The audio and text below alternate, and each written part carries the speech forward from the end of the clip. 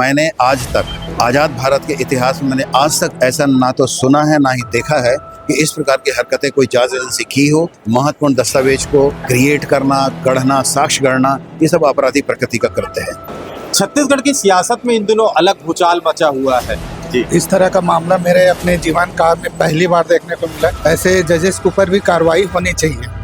अगर ये है कि टेम्पर अगर डॉक्यूमेंट अगर पेश कर रहे हैं तो ये न्यायालय की विश्वसनीयता को प्रभावित करता है। इस सब से न्यायालय को बचना चाहिए। जांच एजेंसियों को कितनी पावर है, कहां तक पावर है, ये तो उनकी किताबें वही बता पाएंगे। हालांकि रही बात ईओडब्ल्यू और ईडी की, तो न्यायालय तय करे कि क्या वो ऐसा बयान पेनड्राइव में दे सकते हैं या नहीं। उनको कौन सी शक्तियां, पावर दी गई हैं, ये अब न्यायालय जाने। और ईओडब्ल्यू किसका प्रभाव है, कैसा प्रभाव है, ये मामला यद्यपि बहुत बड़ा हो गया है, बहुत बड़ा मामला है, ना सिर्फ छत्तीसगढ़ राज्य के लिए बल्कि पूरे भारतवर्ष के लिए बहुत बड़ा मामला है ये। और ऐसे मामलों की सच्चाई लाने के बजाय इस प्रकार के साक्ष्यों को गढ़ना, तैयार करना, खुद पुलिस वाले ही, खुद आईओ ही, खुद ईओडब्ल्यू ही क्राइम करने लगेंगे तो आम आदमी का क्या होगा। कभी एक वक्त हुआ करता था कि न्यायालयों में शपथ पूर्वक बयान हुआ करते थे। मजिस्ट्रेट सामने बैठते थे, गवाह हाथ रखकर सच बोलने का वचन देता था। पर अब वक्त बदल गया है। अब शपथ नहीं, शॉर्टकट चलता है। मतलब न्याय का नया अपग्रेड वर्जन आ गया है, पेन ड्राइव एडिशन 2.0। अब अदालतों में बयान नहीं, पेन ड्राइव पूर्वक बयान होते हैं। हाँ, वही पेन ड्राइव जो अब साक्ष्य भी है, सत्य भी है और सुविधा भी है। नमस्ते, सुशांत गौतम नाम है हमारा। राजधानी रायपुर की अदालतें अब डिजिटल युग में दाखिल हो चुकी हैं। बस फर्क इतना है, तकनीक आई नहीं, जबरन में लाई गई है। अब न्याय की फाइलें सिस्टम में नहीं, सीक्वेंस नंबरों के बीच में दबा दी जाती हैं। क्योंकि जब न्याय बैकडोर से एंट्री ले सकता है तो फिर इंसाफ फ्रंट डेट में कैसे मिलेगा। दरअसल मामला 2019 का है। जरा सोचिए, एसीबी ईओडब्ल्यू की फाइलें थी, गवाहों के बयान थे, फॉरेंसिक रिपोर्ट थी, हर साक्ष्य मौजूद था, फिर भी रिपोर्ट खारिज, वो भी बिना फरियादी को बताए। जिन मामलों में खारिजी रिपोर्ट दी गई वो ऐसा था कि जिसमें दस्तावेज खुद बोल रहे थे कि आरोप साबित होते हैं, लेकिन फिर भी सारा खेल ऐसे पलटा गया जैसे फाइल नहीं, फैसला पहले से लिखा गया हो। यह सब तत्कालीन EOW ACB chief Mukesh Gupta, जो उस समय सत्ता के सबसे ताकतवर अफसर में गिने जाते थे, उनके इशारों पर पूरा खेल सधा।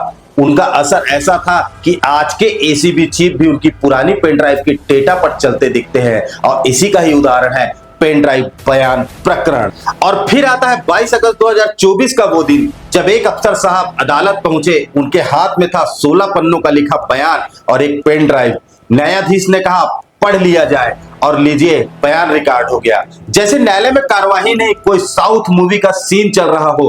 बस एक इंटर दबाओ और फैसला पूरी तरीके से डाउनलोड। लेकिन ठहरिए, ये पेन ड्राइव का अध्याय यही खत्म नहीं होता। इसके बाद जो हुआ उसे देखकर तो टेक्नोलॉजी भी शर्मा जाए। गिरीश देवांगन बनाम राज्य, 10 अक्टूबर की तारीख, आरोपी लाया गया, हाथ में वही पेन ड्राइव थी और अदालत ने कहा, लो जी, यह रहा 164 का बयान। 164 सीआरपीसी की वो धारा जहां आरोपी से सच निकलवाने के लिए न्यायाधीश की आत्मा सक्रिय होती है, पर यहां आत्मा नहीं, ऑटो प्ले मोड ऑन था।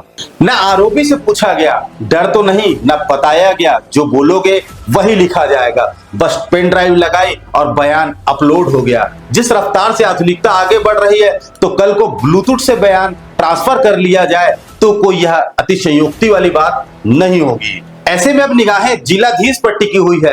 कानूनी बिरादरी पूछ रही है, क्या न्याय की प्रक्रिया अब सिस्टम अपग्रेड से गुजर रही है या फिर जस्टिस सॉफ्टवेयर में किसी ने मैनुअल एडिट कर दिया है। क्योंकि न्याय की प्रतिष्ठा फैसले से नहीं, प्रक्रिया की पवित्रता से बनती है। अगर अदालत की टेबल पर फाइल पहले से तयशुदा हो और बयान पेन ड्राइव में लिखा मिले तो फिर सवाल उठना लाजमी है।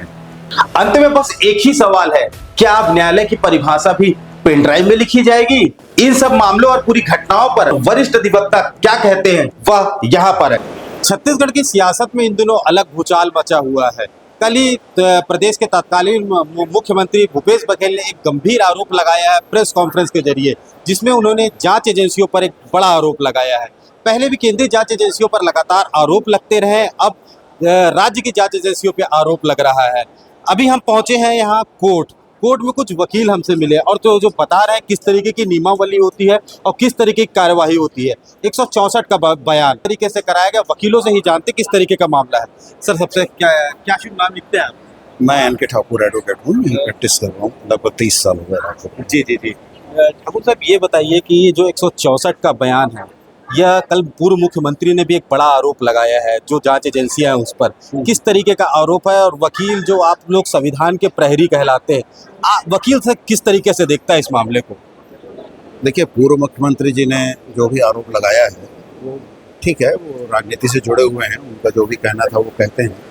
लेकिन जहाँ तक कानून की बात करेंगे तो हम लोग चूँकि संविधान से जुड़े हुए हैं और अगर हम लोग के कोई नॉलेज में ऐसी बातें आती हैं कि गैर संवैधानिक बातें कोई कर रहा है या गैर संवैधानिक कोई कृत्य कर रहा है, जैसा कि अभी सुनने में आया है कि एक जांच एजेंसी एसीबी और ईओडब्ल्यू 164 का बयान पेन ड्राइव में लाए और मजिस्ट्रेट के न्यायालय में जाके जैसा भी किए हों, जज साहब को प्रभावित कर गया, जो भी हुआ हो, उन्होंने उस संबंधित दस्तावेज तैयार किया है और जज साहब के साइन लिए और किसी विटनेस का हस्ताक्षर करा के उसको माननीय उच्चतम न्यायालय के समक्ष पेश किया है। जहाँ तक 164 के बयान लेने का सवाल है, वह क्षेत्राधिकार सिर्फ जुडिशल मजिस्ट्रेट को है। उसके लिए विधिवत आवेदन दिया जाता है, जांच एजेंसी आवेदन देती है, न्यायाधीश न्यायालय उसको उसके लिए एक तारीख तय करती है और फिर गवाहों को या एक्यूज का अगर कन्फेशन रिकॉर्ड करना है 164 में तो फिर उनको मजिस्ट्रेट के सामने लाया जाता है और इसमें बंद कमरे में बयान होता है। आम भाषा में इसको कलमबंद बयान बोलते हैं और ये बड़े गोपनीय तरीके से इसको रखा जाता है। मजिस्ट्रेट ही उसका स्टेटमेंट रिकॉर्ड करती है। जो भी प्रकरण के तथ्य आते हैं, जो केस डायरी उनके पास उपलब्ध कराए जाते हैं, उसके अकॉर्डिंगली मजिस्ट्रेट क्वेश्चंस करते हैं और विटनेसेस या एक्यूज्ड कन्फेशन के जगह में अपना जो भी स्टेटमेंट देना चाहते हैं वो विलफुल स्टेटमेंट वो पर्सन रिकॉर्ड कराता है। एक बड़ा सवाल यह भी उठ रहा है कि अब मामला सुप्रीम कोर्ट में पहुंच गया, क्या जजों की भी भूमिका इसमें संदिग्ध मानी जा सकती है? देखिए, अभी इस स्तर पर कुछ कहना ठीक नहीं है, लेकिन जिन जजों के यहाँ ऐसा हुआ है, अभी 2 जजों का ऐसा आया है कि वहाँ पर एक के यहाँ तो खैर अटेम्प्ट हुआ था, अभी 30 तारीख की बात है, 30 सितंबर की, तो उनकी भूमिका कैसा है, क्या है, वो डिस्ट्रिक्ट जज साहब उसकी इंक्वायरी कर रहे हैं, ऐसा पता चला है। उन्होंने शायद शोकॉज नोटिस भी इशू किया है, इस संदर्भ में शिकायत हुई थी। जहाँ तक सुप्रीम कोर्ट का सवाल है, सुप्रीम कोर्ट में जमानत आवेदन निरस्त कराने के संदर्भ में एसीबी और ईओडब्ल्यू ने ऐसी एप्लीकेशन लगाई थी और वहाँ पर 164 के संबंध में जो दस्तावेज पेश किया था तो वो संदिग्ध दस्तावेज है, जिसका फोरेंसिक रिपोर्ट भी यहाँ आई है और ऐसा पता चला है कि एक सीनियर काउंसिल हैं गिरीश चंद्र दिवांगन जी, उन्होंने प्राइवेट कंप्लेंट फाइल किया है और मजिस्ट्रेट साहब ने एसीबी के जो प्रमुख हैं अमरीश मिश्रा जी और जो 2 आईओ और हैं, चंद्रेश ठाकुर और एक राहुल शर्मा जी हैं, उनको नोटिस जारी करने का आदेश दे दिया है और उनसे जवाब तलब भी किया है। 25 तारीख को उनको व्यक्तिगत रूप से उपस्थित होना है संबंधित कोर्ट में। एक फोरेंसिक जांच रिपोर्ट है, क्या रहा फोरेंसिक जांच रिपोर्ट में, कुछ इसके बारे में बता पाएंगे? फॉरेंसिक जांच के बारे में क्या कहता है वकील, आप लोग प्रहरी हैं इसके? मतलब इसमें ये किया जा सकता है कि क्या नाम है, कोर्ट की जो फॉन्ट होती है, वे ऑफ राइटिंग, वो अलग रहती है और बाहर से अगर अपन फॉन्ट कॉपी टाइप वगैरह करवाएं वो अलग रहती है। कुछ माइनर डिफरेंसेस रहते हैं, उस बेस पे अपन बता सकते हैं कि कोर्ट के द्वारा टाइपिस्ट के द्वारा की गई कि बाहर के टाइपिस्ट के द्वारा की गई है, वो बेसिक फ़र्क है। दोनों में फॉन्ट में डेफिनेटली फ़र्क रहता है, कोर्ट की भाषा में और उसके फॉन्ट में जो आज टाइपिस्ट यूज़ करते हैं वहाँ पर रीडर वगैरह, वो डिफरेंट ही रहती है as compare to the outside typist. ये कोई पहला मामला है कि इस तरीके के मामले पहले भी होते रहे? चूंकि एक बड़ी बात आई है कि जांच एजेंसियां यह कहती है कि हम पहले भी इस तरीके के बयान दर्ज कराते आए हैं, तो क्या यह पहले से चले प्रथा बन गई है क्या इस तरीके की है?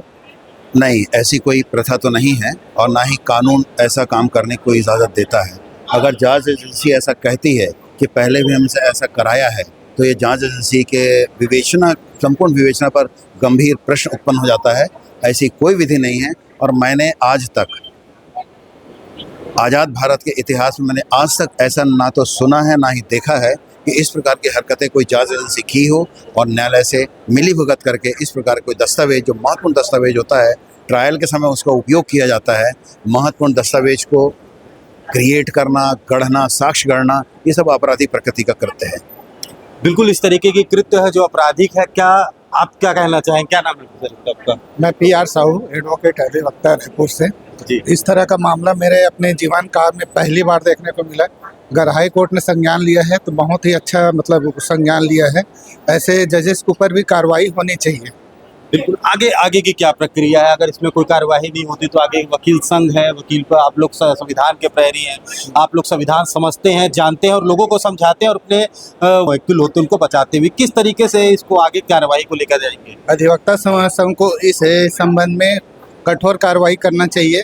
जजेस के विरुद्ध भी शोकाज नोटिस अधिवक्ता संघ की ओर से भी जाना चाहिए। अभी तक कोई नोटिस गई है? ना, मेरा भी नॉलेज में नहीं आया है, लेकिन ये संभवतः है इसमें कार्रवाई तो करेंगे और निष्पक्ष होना चाहिए, कोई संदेह नहीं होना चाहिए। अगर ये है कि टेम्पर अगर डॉक्यूमेंट अगर पेश कर रहे हैं तो ये न्यायालय की विश्वसनीयता को प्रभावित करता है। इस सब से न्यायालय को बचना चाहिए था, लेकिन ये है कि अगर कहीं कहीं ये डॉक्यूमेंट है तो न्यायालय ही इन्वॉल्व है ऐसे मैटर में, ऐसा लग रहा है।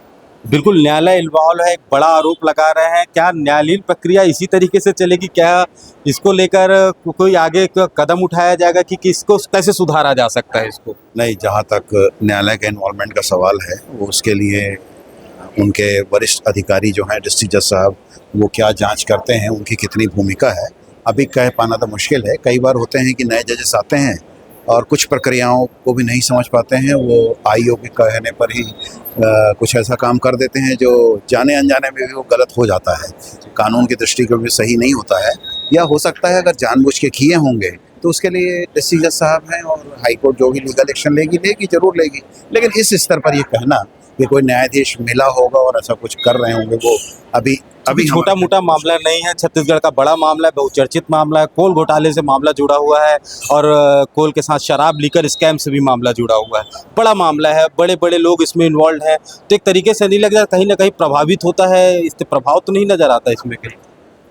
किसका प्रभाव है, कैसा प्रभाव है, ये मामला यद्यपि बहुत बड़ा हो गया है, बहुत बड़ा मामला है, ना सिर्फ छत्तीसगढ़ राज्य के लिए बल्कि पूरे भारतवर्ष के लिए बहुत बड़ा मामला है ये। और ऐसे मामलों की सच्चाई लाने के बजाय इस प्रकार के साक्ष्यों को गढ़ना, तैयार करना, खुद पुलिस वाले ही, खुद IO ही, खुद EOW ही क्राइम करने लगेंगे तो आम आदमी का क्या होगा? हम वकील लोग अपने मुवक्किल को बचा कैसे सकेंगे? बिल्कुल एक बड़ी बात कह दी इन्होंने कि जिस तरीके से न्याय प्रणाली को गुमराह किया जा रहा है, जिस तरीके से गतिविधियां चल रही, निश्चित तौर पर एक बड़ा सवाल है। देश की राजधानी दिल्ली में भी इसी तरीके का एक प्रोटेस्ट चल रहा है, जिसको लेकर अधिवक्ता संघ अभी प्रोटेस्ट कर रहा है, लंबे समय से प्रोटेस्ट चल रहा है। यहाँ भी उसी तरीके के हालात बने हुए हैं छत्तीसगढ़ में भी।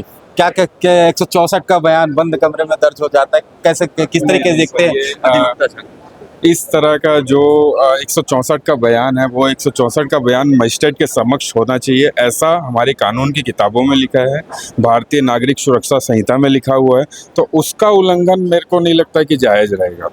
एंड दिल्ली वाली बात है, दिल्ली में सर्कुलर जारी करके कि पुलिस अधिकारी थाने में लेके बयान दे सकता है, ऐसा वहाँ पे प्रोटेस्ट चल रहा है कि नहीं, ऐसा क्यों?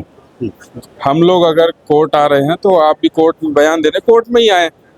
और रही बात 164 की, तो सर जब तक पीड़िता न्यायालय के समक्ष आकर अपना बयान ना दे दे, उस चीज को कैसे माना जाएगा कि वो बंद कमरे के अंदर जो पुलिस वाले पेन ड्राइव लेके आ रहे हैं, कितना वो सही होगा? ये मेरा उन लोग से भी सवाल है जो इस चीज का समर्थन कर रहे हैं। एंड जांच एजेंसियां तो कहती हैं वह लंबे समय से इस तरीके का करते आ रही हैं, वो पेन ड्राइव में बयान लेकर आते हैं, बिना मजिस्ट्रेट के समक्ष प्रस्तुत हुए और बयान ले लिया जाता है, पहले से भी होता है। कितना तर्क संगत बात कर रही है जांच एजेंसियां?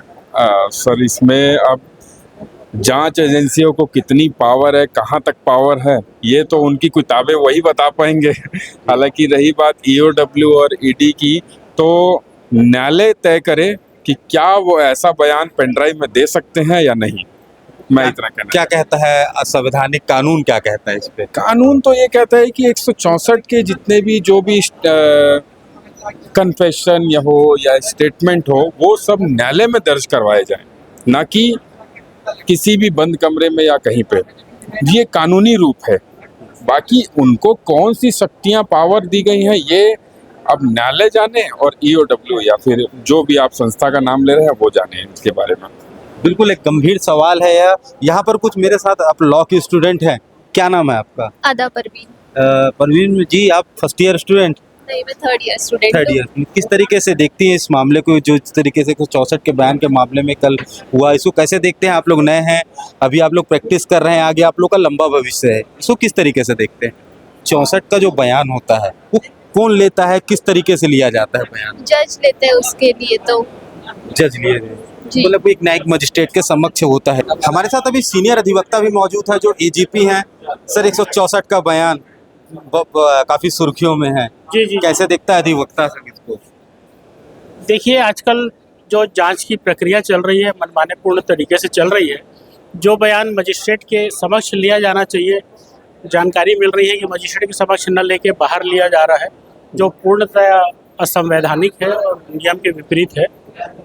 तो इसको आगे क्या अधिवक्ता किस तरीके से कार्यवाही करेंगे? आप लोग क्या है, संविधान के प्रहरी भी हैं, किस तरीके से आगे लेकर जाएंगे? इस संबंध में शिकायत की गई है, आगे अब तैयारी की जाएगी क्या कार्यवाही होती है। पहले उचित जगह पे इसकी शिकायत की जाए न्यायालय में, फिर यदि वो खुद संज्ञान लेते हैं तो ठीक है, यदि नहीं लेते हैं तो फिर आगे कार्यवाही की जाए। देखने वाली बात होगी किस तरीके से कार्यवाही की जाती है और क्या जांच एजेंसियों पर कार्यवाही या शिकंजा कस पाएगा या नहीं।